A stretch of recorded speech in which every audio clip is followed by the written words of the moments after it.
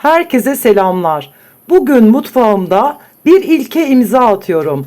Geleneksel kebapları unutun. İncecik lavaşın üzerinde kendi tasarımım olan el şeklinde pana patlıcanlarla hazırladığım musmutlu eller patlıcan kebabı tarifim sizlerle. Hiçbir yerde görmediğiniz patlıcanı el şeklinde dilimleyerek hazırladığım ve lavaşla birleştirdiğim tamamen bana ait özgün bir tariftir. Musmutlu eller kebabı. Bu lezzet sadece musmutlu yemek tariflerinde.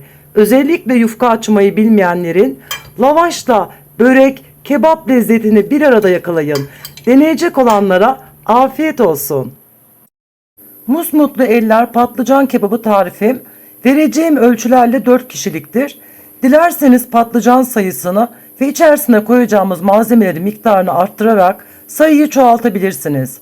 Malzemeleri tam ölçü miktarlarını açıklamalar kısmında bulabilirsiniz. Yıkanmış olan 2 adet kemer patlıcanı önce enlemesine ortadan ikiye bölüyoruz. Sonra bölmüş olduğumuz kısmı boylamasına videoda gösterdiğim gibi kesiyoruz. İkiye böldüğümüz patlıcanları 5 adet parmak kalınlığında dilimlere ayırıyorum. 2 adet patlıcanla 4 adet el şeklinde patlıcan elde ediyoruz. Patlıcanların geri kalan kısımlarını parmak şeklinde dilimleyip hazırlıyorum. Tüm dilimlenmiş, şekillendirmiş olduğumuz patlıcanları uygun büyüklükteki kabıma alıyorum.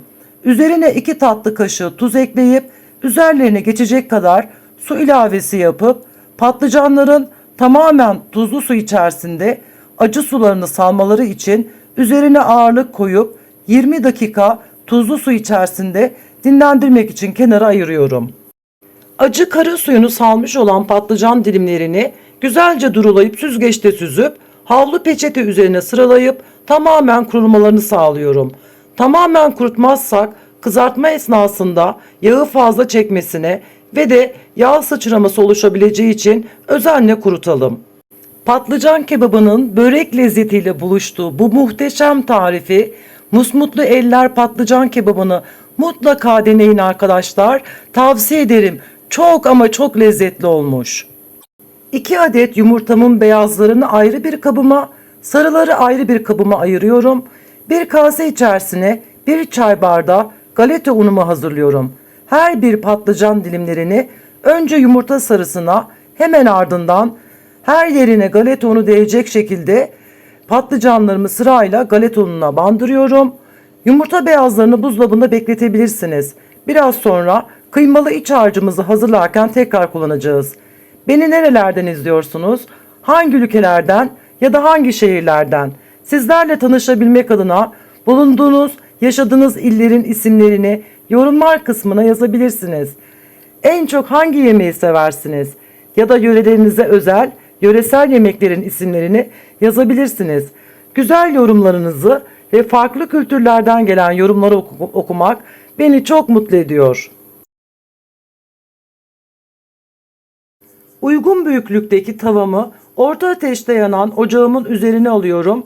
İçerisine yarım çay bardağı sıvı yağ ilave edip içerisindeki yağ ısındıktan sonra sırayla patlıcan panelerimi tava içerisine alıp kontrollü bir şekilde altını üstünü hafif renk değiştirene kadar kızartıp fazla yağlarını süzmesi için kızarttıklarımı havlu kağıt serili ayrı bir kabıma süzgeçle alıyorum ve sırayla tüm patlıcan panelerime aynı işlemi yaparak bitirip kenara ayırıyorum. Şimdi sıra geldi kıymalı iç harcımızı hazırlamaya.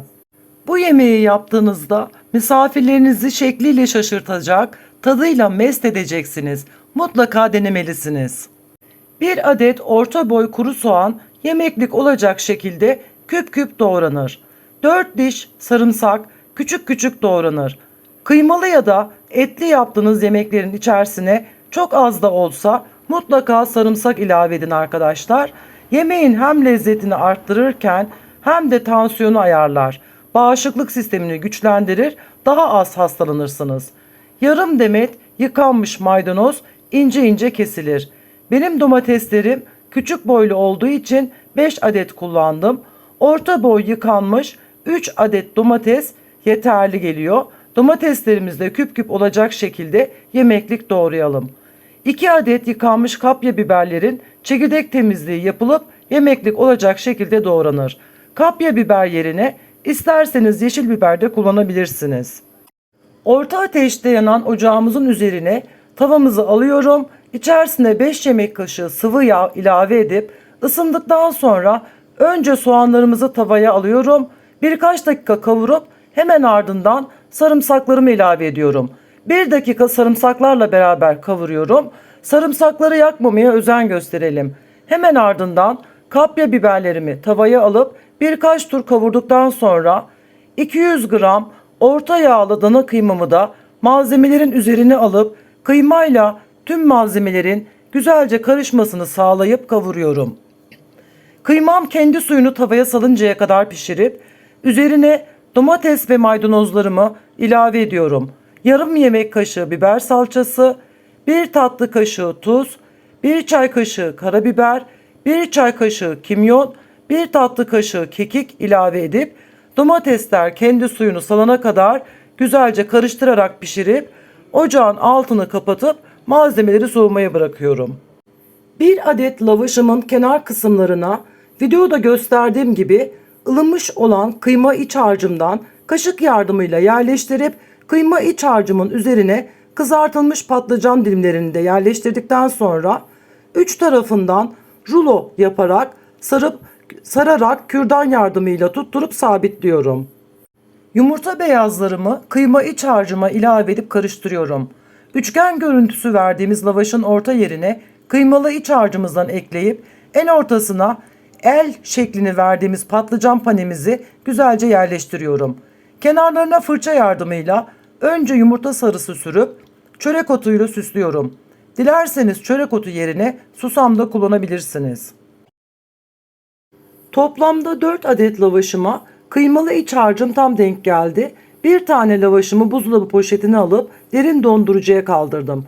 İsterseniz önceden hazırlayıp derin dondurucuda aylarca saklayabileceğiniz çok lezzetli bir tarif. İsterseniz 5 çayının yanında konuklarınıza ikram edebileceğiniz gibi, dilerseniz akşam yemeği menüsü olarak da pratik, besleyici, lezzetli bir tarif gerçekten. 180 derece önceden ısıtılmış fırının alt üst ayarında fırının orta rafında 30 dakika üzerleri kızarana kadar pişirip fırınımı kapatıp tepsimi fırın içinde bekletmeden çıkardım. Çıtır çıtır sesi tabaklara servis yaparken bile geliyordu. Lezzeti de muhteşem olmuş arkadaşlar. Kanalıma destek olabilmek adına tarifimi beğendiyseniz beğen butonuna basıp ücretsiz abonelik yapıp sosyal ağlarınızda paylaşım yapabilirsiniz. Her türlü eleştirilerinizi, sorularınızı yorumlar kısmına yazabilirsiniz. Umarım videomdan memnun kalmışsınızdır. Elimden geldiğince, dilim döndüğünce videomu sizler için anlatmaya çalıştım. Bir kusurumuz olduysa affola. Deneyecek olanlara afiyet olsun.